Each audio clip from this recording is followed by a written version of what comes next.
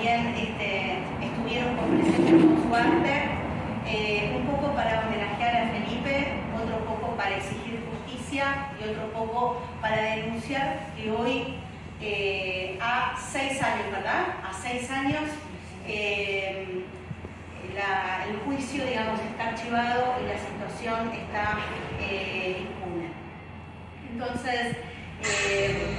para nosotros... Veía en muchas paredes cerca de casa, yo vivo acá en la zona de Cordón, y por todos lados, y ahora justo me comentaba que había descubierto 3 gatos nuevos, que para mí es como una cuestión de, uno va sumando así como cocardas, por así decirlo, ¿no? ¿Cuántos gatos llevo visto? Entonces eso, veía el gato sobre todo, y bueno, después el nombre de Plef, jugaba un poco a adivinar qué se podía significar, ¿no? Si era una sigla, partido, liberal, de no sé qué. No, nada de eso me hacía sentido hasta que, bueno, justo mi amiga Tati me dijo que era alguien que habían matado en la zona de Punta Gorda y no tenía ni idea. Entonces eso ocurrió en 2023 más o menos, pero no me hizo como sentir ruido en ese momento. Y después yo había terminado de estudiar, seguía estudiando cuestiones de cine y estaba buscando como una buena historia para contar, que no por tener un final lindo sería, pero bueno, a ver, de alguna manera quiero contar una historia que la sienta como necesaria. Y entonces, bueno, ahí volvió a caer eh,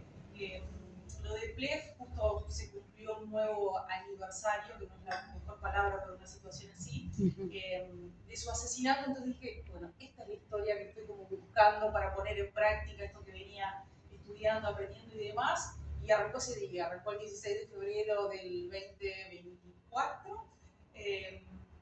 Cuando se cumplió el nuevo aniversario, bueno, me fui pedaleando hasta Punta Gorda, justo había había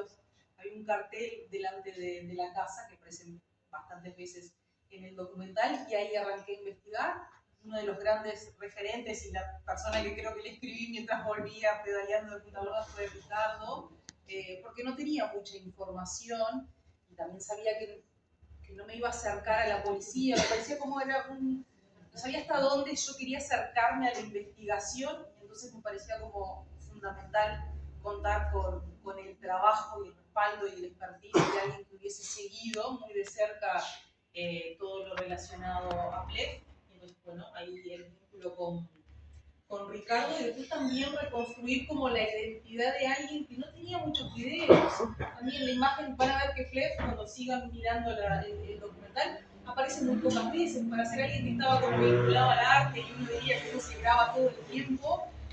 aparecen muy poquito, muy pocos videos. Entonces, bueno, ahí el vínculo con los amigos y el pedir 200 veces que busquen en sus computadoras y en su Facebook y en donde sea, pásenme fotos, porque eso me costaba como ponerlo en imágenes, más allá de la música, que por suerte está disponible y sigue disponible en Spotify y en YouTube y demás, y ahí ya pudieron escuchar un poco y hay más temas por delante. Pero eso fue como el gran desafío, poner en imágenes a alguien que yo no había conocido, que no había tantos registros, y esa también era la intención de la película, que no fuese, no quería, al menos no quiero que se recuerde como a Plef, el muchacho que mataron en Punta Gorda, sino que Plef, el muchacho que hacía todo esto y que seguramente iba a seguir haciendo más. Entonces, por eso también ven que todavía Plef está ahí entre nosotros. Acá en esta parte que vimos de la película, entonces quería arrancar él, no quería que arrancáramos con la muerte, sino arranquemos con lo que venía haciendo y con su lado artístico, por así decirlo.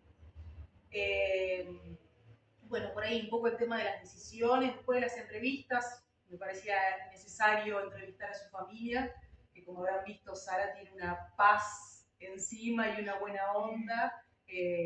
más allá de lo que le pasó. Creo que es difícil para cualquiera ponerse en su lugar y entender el dolor que puede tener una madre, amigos, hermanos y demás, cuando un amigo o alguien sale y nunca más vuelve a tu casa y te enterás al otro día de qué fue lo que le pasó.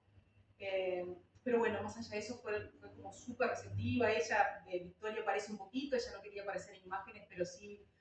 me recibieron las varias veces que fui a su casa a preguntarles cosas primero y después a grabar, y después cuando me faltaba algo, y bueno, cada tanto voy como a ponernos al día. Entonces, en eso la familia fue muy receptiva para mostrar fotos también, y un montón de cuadros y de maderas talladas que ellos conservan en sus casas, porque también la temática tiene el desafío de registrar arte urbano que se renueva y es también un fenómeno, Plef, yo desconozco si pasa con algún otro artista, pero me atrevo a decir que no, que es también, tiene como, su historia tiene como esa vuelta atractiva, es un fenómeno que la gente se apoderó, hay gente que sigue pintando los gatos, después uno ya va afinando el ojo y te das cuenta cuál es el original y cuál es el que sigue pintando la gente para eso, para pedir justicia, para que siga presente en los muros. Entonces era como otro condimento interesante de esta historia, que ya es como un fenómeno que, que la gente se ha apoderado, se ha abanderado, por así decirlo, de la causa. Entonces, no sé, en fin, había un montón de cosas que estaban buenas. Procesados por su falta, por decirlo de alguna manera, para no plantear en términos jurídicos, su falta de responsabilidad ante esas muertes. ¿Se entiende? Es decir, son funcionarios policiales que lo procesan por decir, en el caso de Guillermo Machado, bueno, ustedes saben que Guillermo Machado fue detenido y aparece el otro día en la madrugada ahorcado en su celda. Entonces, de alguna manera, lo que la justicia dictamina es decir, bueno, el comisario de la seccional tendría que haber tomado las medidas para evitar un posible ahorcamiento, cuando todos los estudios forenses que se dan incluso muchos años después demuestran que no había chance de que él mismo se ahorcara. Y en el caso de Fernando Moroni, lo mismo, se procesa a estos 4 funcionarios policiales encargados del operativo del traslado de los ciudadanos vascos, que de alguna manera tendrían que haber previsto que en caso de desatarse la represión no tendría que haber habido muertos. Con este actuar de la justicia, que yo me animo a decir que es renga, porque lo cierto es que cuando la justicia dictamina estos fallos, las investigaciones se cortan, también de alguna manera lo que en su momento fue un debate político, también tiende a cortarse y queda como que todo quedó solucionado. En 1989, el gobierno de Sanguinetti, cuando la oposición sale a hacer una serie de cuestionamientos e incluso interpelaciones al ministro de turno por las racias, cuando se procesa al comisario donde muere Guillermo Machado, se acaba el debate político. En el caso del filtro, lo mismo. Tanto se acaba el debate político en el caso del filtro cuando procesan a los 4 funcionarios policiales que incluso bajo los gobiernos del Frente Amplio, uno de los encargados del operativo, el comisario Heródoto Ruiz, es ascendido. Y a eso me refiero porque de alguna manera yo escribí una serie de artículos sobre estos temas que lo titulé de alguna manera El Uruguay bajo la alfombra. Es decir, seguramente no hay un acuerdo explícito, pero sí parece haber una actitud por parte de las dirigencias políticas y judiciales y de las distintas autoridades de este país de que determinados temas se barren bajo la alfombra. Es decir, agotemos, entre comillas, una serie de elementos que puedan dar cierta tranquilidad o cierto mensaje a la sociedad de que este tema, bueno, el sistema institucional actúa y de alguna manera lo resuelve. En el caso de Plef, al día de hoy, fíjense ustedes que en realidad es terrible. Yo no tengo mis propias convicciones sobre lo que pasa con el crimen de Plef. Ahí no hubo procesamiento de funcionarios policiales, pero la justicia determinó que el principal sospechoso de haberle dado muerte a Plef, a él también fallecer, porque arrastraba un cáncer terminal, el caso quedaba solucionado, ¿no? Un poco ese dicho popular de muerto el perro, se acabó la rabia. Yo tengo elementos, pero bueno, no era la convocatoria para hoy, pero tengo elementos para dudar que la persona fallecida sea efectivamente quien asesinó a Plef. Pero de todas maneras, el asesinato de Plef es uno de los tantos temas que queda en este marco de impunidad. Y que queda, como decía, en esta lógica de que el cuerpo institucional del país, su sistema político y su sistema judicial, avanza hasta determinado punto y luego de alguna manera me parece que apuesta a lo que me parece que por eso es tan importante las actividades que ustedes están realizando hoy, de que de alguna manera el cuerpo social lo absorba y apele a la desmemoria, ¿no? Yo en el caso particular del PREPS tuve la oportunidad de conversar con la fiscal a cargo de la investigación, la fiscal Morales, Mirta Morales, y ella me decía que en el caso particular del PREPS, que a ella la llegó a investigar, se quedaba con la terrible sensación de que la investigación había llegado a un punto en el cual no se podía avanzar y que iba a ser uno de sus removimientos de por vida. Y bueno, yo le decía que en realidad yo entendía humanamente lo que le pasaba, pero que en realidad había un problema que ella sí podía llevar adelante y era empezar a trabajar en el seno del sistema de justicia en el Uruguay para que nuestros fiscales y jueces no vivan con un remordimiento, sino que traten de llegar lo más posible al esclarecimiento de estos hechos. Ese es un poco el planteo en líneas generales de lo que quería plantear. Entonces, de alguna manera, lo que la justicia dictamina es decir, bueno, el comisario de la seccional tendría que haber tomado las medidas para evitar un posible ahorcamiento, cuando todos los estudios forenses que se dan incluso muchos años después demuestran que no había chance de que él mismo se ahorcara. Y en el caso de Fernando Moroni, lo mismo, se procesa a estos 4 funcionarios policiales encargados del operativo del traslado de los ciudadanos vascos, que de alguna manera tendrían que haber previsto que en caso de desatarse la represión no tendría que haber habido muertos. Con este actuar de la justicia, que yo me animo a decir que es renga, porque lo cierto es que cuando la justicia dictamina estos fallos, las investigaciones se cortan, también de alguna manera lo que en su momento fue un debate político, también tiende a cortarse y queda como que todo quedó solucionado. En 1989, el gobierno Sanguinetti, cuando la oposición sale a hacer una serie de cuestionamientos e incluso interpelaciones al ministro de turno por las racias, cuando se procesa al comisario donde muere Guillermo Machado, se acaba el debate político. En el caso del filtro, lo mismo. Tanto se acaba el debate político en el caso del filtro cuando procesan a los 4 funcionarios policiales que incluso bajo los gobiernos del Frente Amplio, uno de los encargados del operativo, el comisario Gerardo Ruiz, es ascendido. Y a eso me refiero porque de alguna manera yo escribí una serie de artículos sobre estos temas que lo titulé de alguna manera El Uruguay bajo la alfombra. Es decir, seguramente no hay un acuerdo explícito, pero sí parece haber una actitud por parte de las dirigencias políticas y judiciales y de las distintas autoridades de este país de que determinados temas se barren bajo la alfombra. Es decir, agotemos, entre comillas, una serie de elementos que puedan dar cierta tranquilidad o cierto mensaje a la sociedad de que este tema, bueno, el sistema institucional actúa y de alguna manera lo resuelve. En el caso de PREF, al día de hoy, fíjense ustedes que en realidad es terrible. Yo tengo mis propias convicciones sobre lo que pasa con el crimen de PREF. Ahí no hubo procesamiento de funcionarios policiales, pero la justicia determinó que el principal sospechoso de haberle dado muerte a PREF, a él también fallecer, porque arrastraba un cáncer terminal, el caso quedaba solucionado, ¿no? Un poco ese dicho popular de muerto el perro, se acabó la rabia. Yo tengo elementos, pero bueno, no era la convocatoria para hoy, pero tengo elementos para dudar que la persona fallecida sea efectivamente quien asesinó a PREF. Pero de todas maneras, el asesinato de PREF es uno de los tantos temas que queda en este marco de impunidad.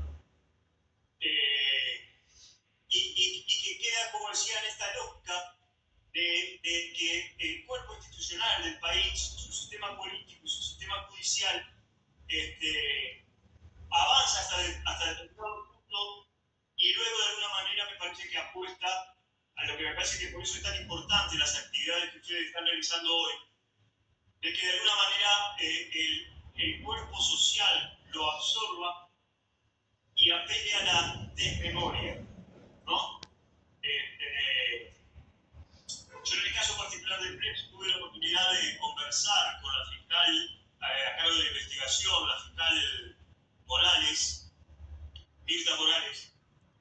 y ella me decía que en el caso particular del PREP, que a ella la llegó a investigar, se quedaba con la terrible sensación de que la investigación había llegado a un punto en el cual no se podía avanzar y que iba a ser uno de sus removimientos de por vida.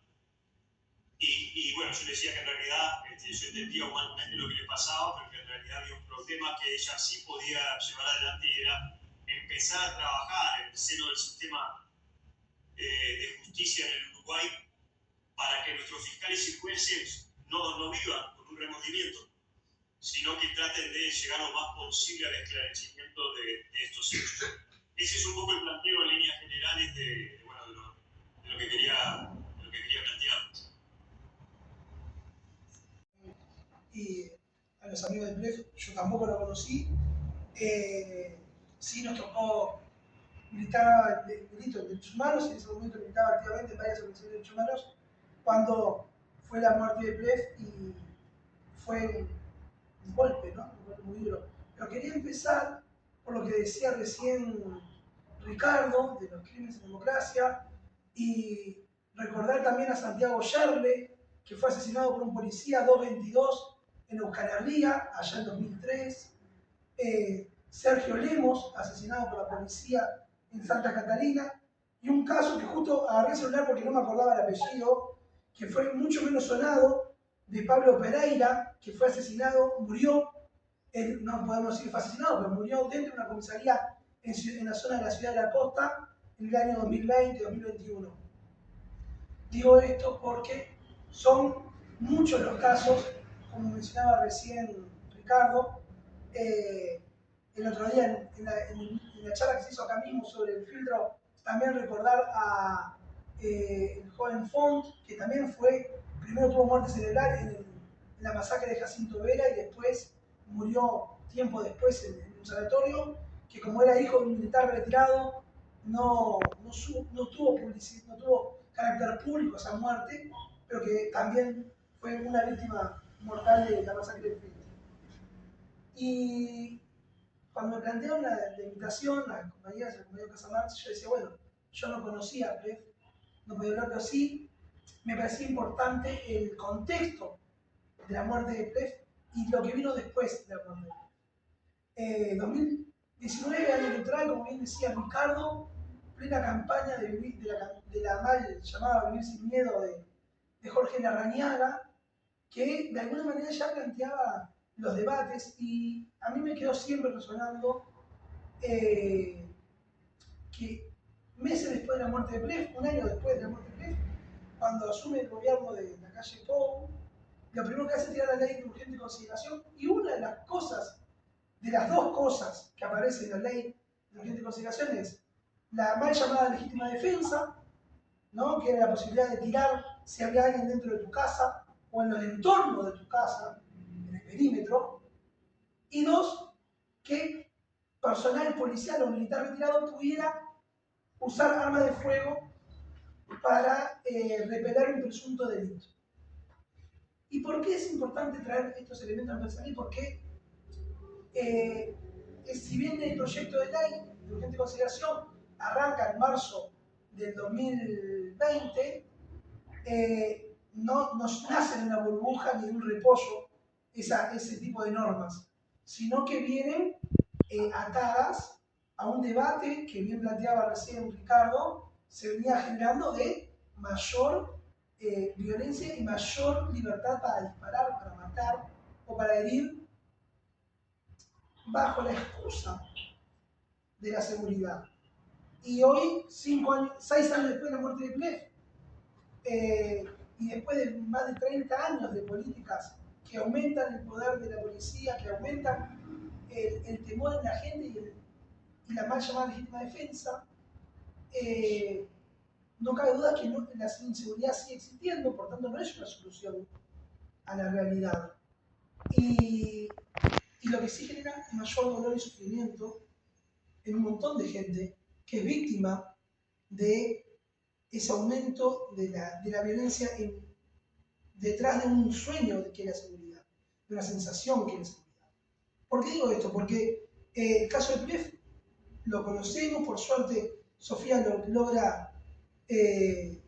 dejar un documento fílmico vivo, los amigos de Plef mantienen su memoria a través del arte, nosotros estamos acá. Pero el montón de personas que fueron asesinadas por la falda por hacer una rapiña o por hacer un hurto y que fueron asesinadas cuando se iban, cuando ya no había riesgo de otra vida, y sin embargo esos crímenes quedan impunes detrás de esta figura de la legítima defensa. Y yo comparto con Ricardo que a veces los fiscales no van a fondo en la temática porque son parte de esta sociedad y de esta opinión pública que, bueno, hay que ponerle fin a este tema de inseguridad. Y terminan siendo cómplices de crímenes. Porque perdimos de vista que cada muerte es un crimen, por más que pueda haber desde el punto de vista jurídico causas de justificantes o que generan la no judicialización de esa conducta, el no juzgamiento de esa conducta, pero que no dejan de generar una muerte y todo lo que implica eso. Sofía decía, ¿no? La calma